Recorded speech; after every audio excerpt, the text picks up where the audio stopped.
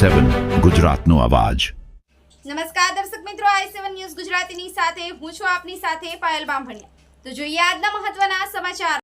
દાહોદ જિલ્લાના ઝાલોદ, ફતેપુરા અને સંજેલી તાલુકામાં ભારત આદિવાસી પાર્ટીની સદસ્યતા અભિયાન અંતર્ગત મીટિંગનું આયોજન કરવામાં આવ્યું।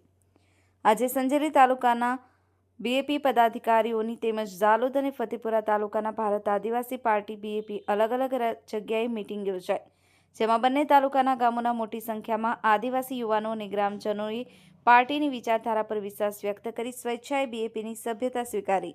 આ પ્રસંગે આગેવાનો દ્વારા જણાવવામાં આવ્યું હતું કે ભારત આદિવાસી પાર્ટી હંમેશા આદિવાસી સમાજના અધિકારો, જમીન, જંગલ, જળ, શિક્ષણ, રોજગાર અને સામાજિક ન્યાય માટે સંઘર્ષ કરતી રહી છે।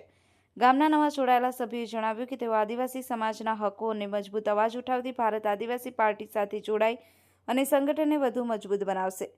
કાર્યક્રમમાં ભારત આદિવાસી પાર્ટીના દાહોદ જિલ્લાના પ્રમુખ મુકેશભાઈ પી ડામોર તેમજ તાલુકા પ્રમુખ મહેન્દ્રભાઈ પારગી, યુવા મોરચા પ્રમુખ મહેશભાઈ પારગી, ભીલ પ્રદેશ મુક્તિ મોરચાના સંયોજક મેહુલકુમાર તાવ્યાડ, ઉપપ્રમુખ અશ્વિનભાઈ બારિયા, ઘુઘસ જિલ્લા સીટના પ્રભારી સુરસિંહભાઈ પારગી, વિદ્યાર્થી મોરચાના સંયોજક બાબુભાઈ ચંદાણા, કોષાધ્યક્ષ ભરતભાઈ, જિલ્લા મહામંત્રી જયેશભાઈ નીનામા, પ્રચાર મંત્રી પુંજાભાઈ ગરાસિયા, તાલુકા સહ સંગઠન મંત્રી પ્રદીપભાઈ કટારા, જિલ્લા આઈટી સેલના ઉપપ્રમુખ હરિપ્રકાશ તાવ્યાડ સહિત અન્ય હોદ્દેદારો તેમજ મોટી સંખ્યામાં કાર્યકરો ઉપસ્થિત રહ્યા હતા।